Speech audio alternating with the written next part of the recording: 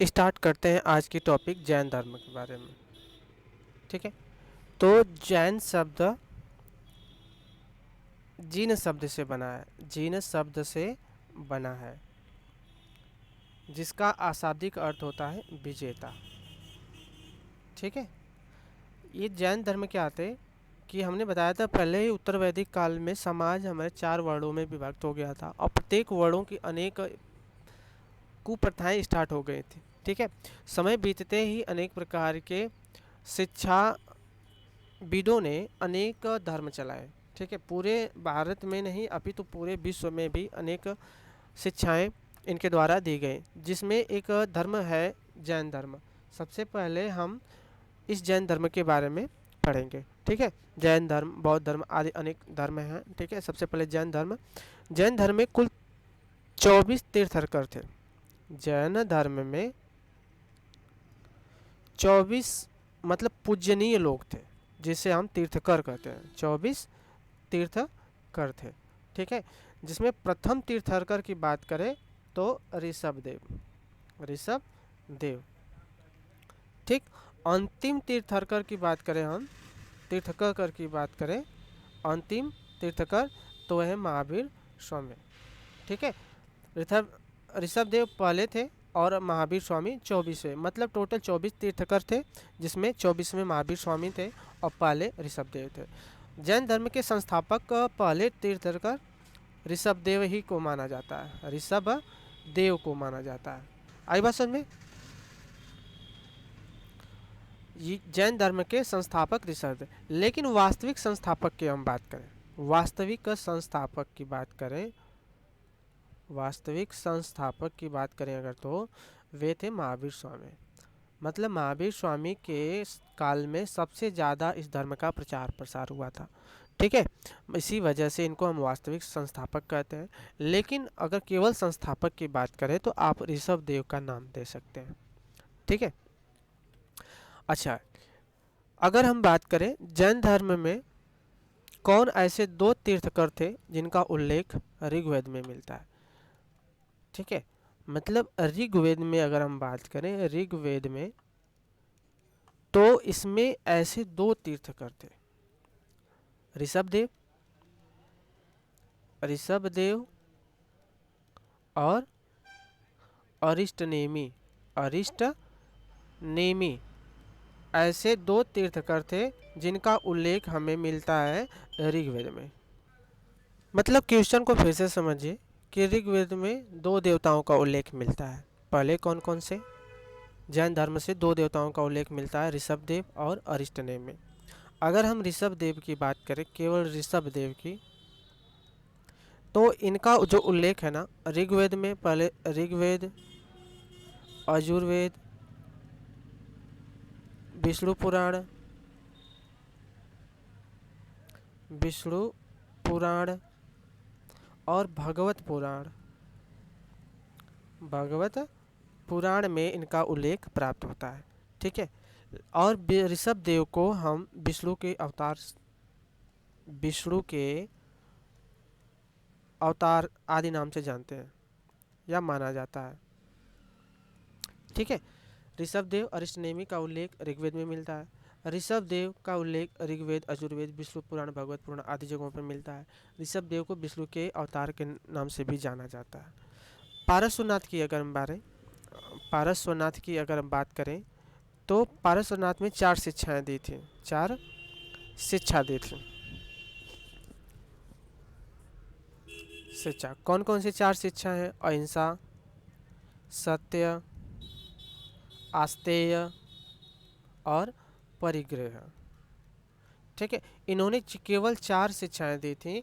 बाद में महावीर स्वामी ने एक और शिक्षा का जोड़ा जो 5वीं शिक्षा के नाम से जानी जाती है, ब्रह्मचर्य। ब्रह्मचर्य आदि 5वीं शिक्षा है। मतलब जैन धर्म में टोटल 5 शिक्षाएं हैं, जिसमें 4 शिक्षाएं कौन सी हैं? सत्य, अहिंसा, परिग्रह और एक 5वीं शिक्षा है ब्रह्मचर्य। ठीक है, चलिए स्टार्ट करते हैं महावीर स्वामी के बारे में। महावीर स्वामी के बारे में नोट करते रहे चलिए, इंपॉर्टेंट क्वेश्चन बनते हैं। जन्म की अगर हम बात करें तो 540 ईसा पूर्व, 540 ईसा पूर्व। ठीक है, जन्म 540 ईसा पूर्व और मृत्यु की अगर बात करें तो 468 ईसा पूर्व। याद करिए 422628 मतलब 468 ईसा पूर्व इनकी मृत्यु हुई थी। स्थान की अगर हम बात करें तो ये वैशाली के निकट हुए थे। वैशाली के निकट कुंडल ग्राम, मुख्य नाम है कुंडल ग्राम। ये अगर ऑप्शन में होगा तो आप कुंडल ग्राम पर टिक लगा सकते हैं। पिता का नाम इनका सिद्धार्थ था। पिता का नाम सिद्धार्थ था। अच्छा, ये भी पूछा जाता है कि किस गण के थे ये लोग, तो ये बज्जी संघ के जात्रिक गण के मुखिया भी हुआ करते थे। बज्जी एक संघ था, बज्जी संघ, ठीक है। इसके जो जात्रिक गण थे, जात्रिक गण इसके मुखिया थे, ठीक है। मतलब पूछा जाता है क्वेश्चन कि सिद्धार्थ किस संघ के मुखिया थे, तो बता सकते हैं बज्जी संघ के जात्रिक गण के मुखिया हुआ करते थे, ठीक है। माता का जो नाम है, माता का नाम है त्रिशला, त्रिशला, ठीक है। पत्नी पत्नी की अगर हम बात करें तो यशोदा है। पुत्री का भी उल्लेख मिलता है, पुत्री का नाम प्रिय दर्शना, प्रिय दर्शना, ठीक है। और भाई जिसमें मुख्य भूमिका भाई का नंदीवर्धन, नंदीवर्धन। अगर हम दामाद की बात करें, दामाद की, तो दामाद का नाम था जमाली।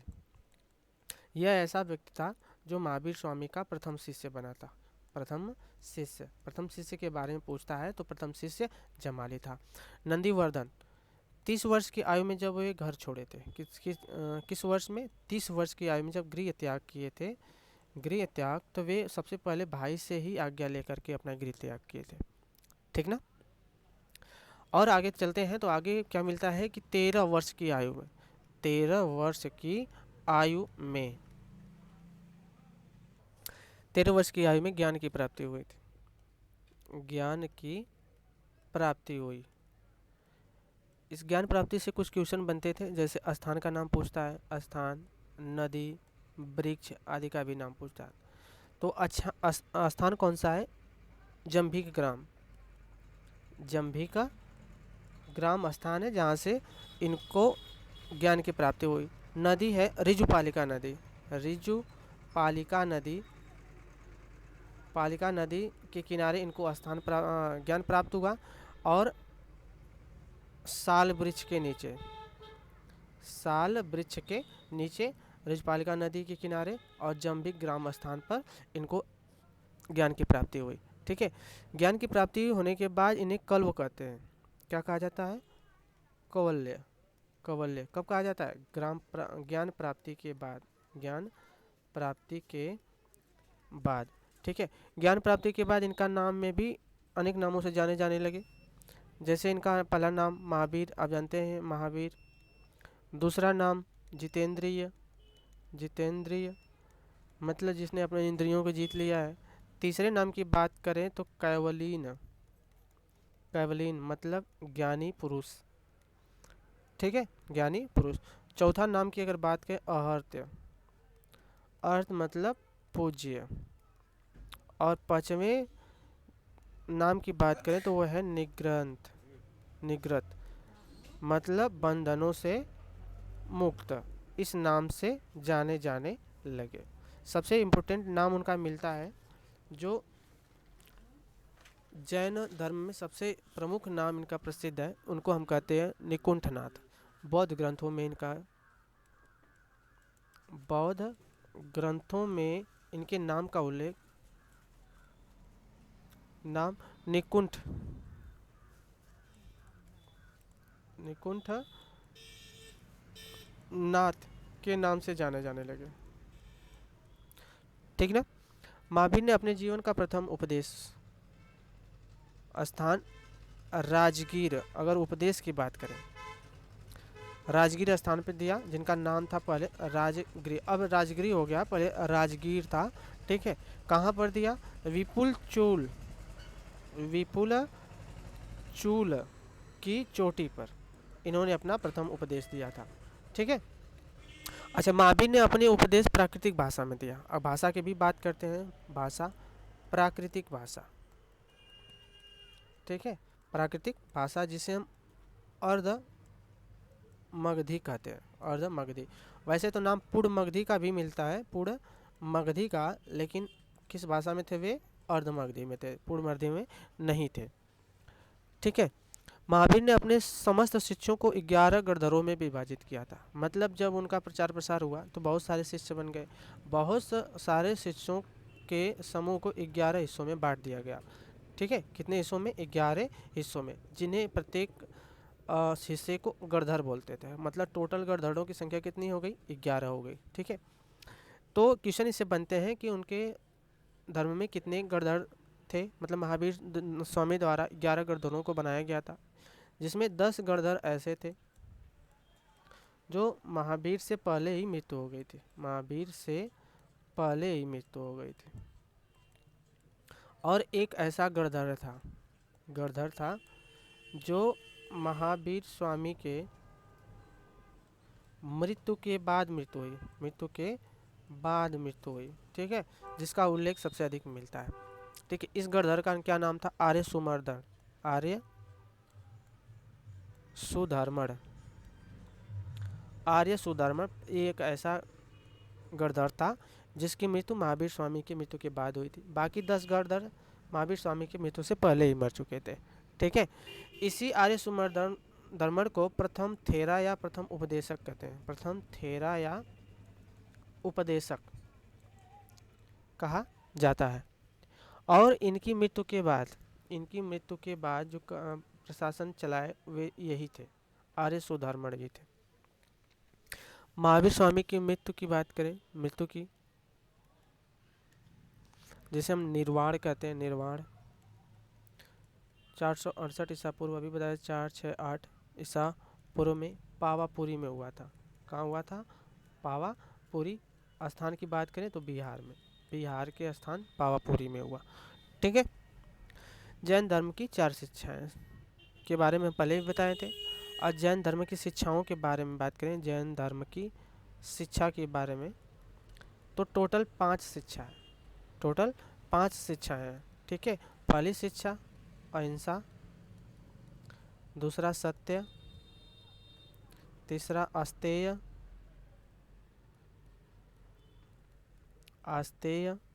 चौथा परिग्रह, पांचवी शिक्षा की बात करें तो ब्रह्मचर्य। अहिंसा का मतलब जानते ही हैं, सत्य का मतलब समझते हैं, अस्तेय का मतलब है चोरी न करना। परिग्रह का मतलब होता है अधिक धन न इकट्ठा करना। ठीक है, और ब्रह्मचर्य का मतलब आप जानते हैं, अब मन के आवेग संवेग को नियंत्रण करना, ये ब्रह्मचर्य था।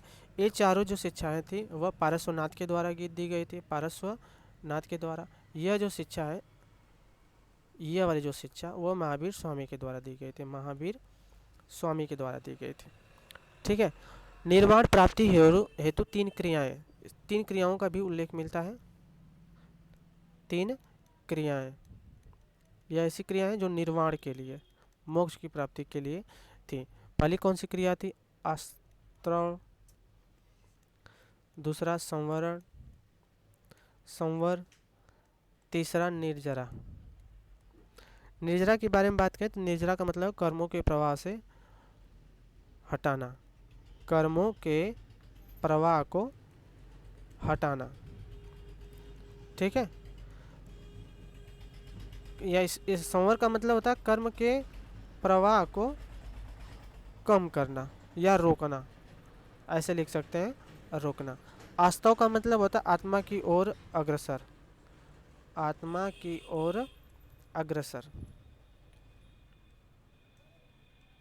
इसका मतलब है 3 क्रियाएं कौन कौन से? आस्तव, संवर, निर्जरा।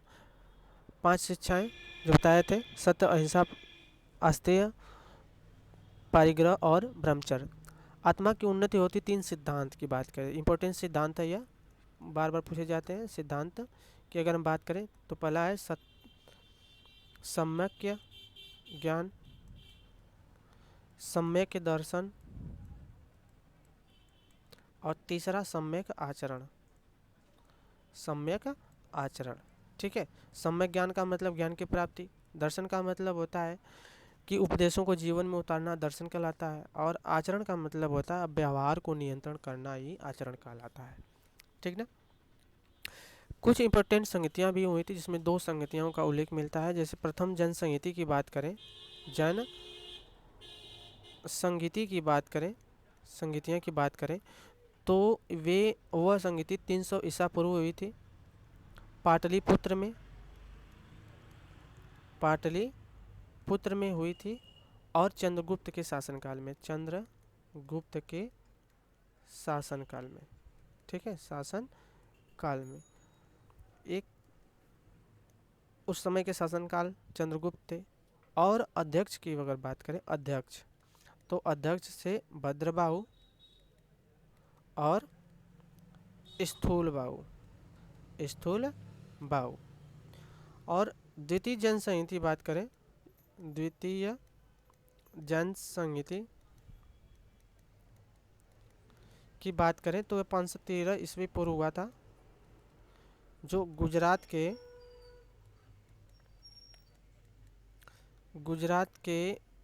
वल्लभी नगर में हुआ था।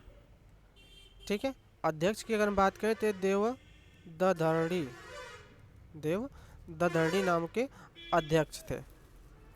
सबसे ज़्यादा क्वेश्चन प्रथम जन संहिता से बनते थे। स्थान पूछता है, शासक पूछता है, और अध्यक्ष के बारे में, भद्रबाहु और स्थूलबाहु। ठीक है, आगे चलते हैं। तो जन साहित्य को आगम कहा जाता है। अगला पॉइंट है जैन साहित्य को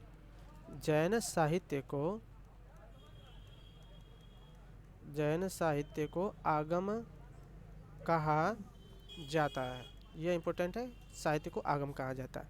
ठीक। जैन की 2 शाखाएं हो गई थी। कौन कौन सी शाखा? दिगंबर, और दूसरी शाखा की बात करें तो श्वेतांबर। दिगंबर के जो अध्यक्ष थे उन्हें हम भद्रबाहु कहते हैं, भद्रबाहु। और ये किस अवस्था में रहते थे, कैसे रहते थे? वे नग्न अवस्था में रहते थे। ठीक है। श्वेतांबर की बात करें तो ये श्वेत वस्त्र धारण करते थे। ठीक है। इसके अध्यक्ष की हम बात करें तो स्थूलभद्र। कौन थे? स्थूलभद्र। ठीक है। जो यहाँ पर हमने बताया था कि जो अध्यक्ष स्थूलभद्र और भद्रबाहु और स्थूलभद्र, इन्हीं दोनों का 2 समूह बन गया। ठीक है। कौन कौन से बन गए?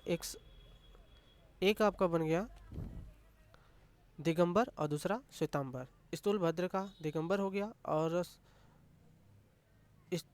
भद्रबाहु का दिगंबर हो गया और स्थूलभद्र का श्वेतांबर हो गया। तो स्थूलभद्र वाले नग्न अवस्था में रहते थे और श्वेतांबर वाले क्या करते थे? श्वेत वस्त्र धारण करते थे। ठीक है। अगली वीडियो में हम इससे जितने भी क्वेश्चन बनेंगे उनके बारे में चर्चा करेंगे। ठीक है, धन्यवाद।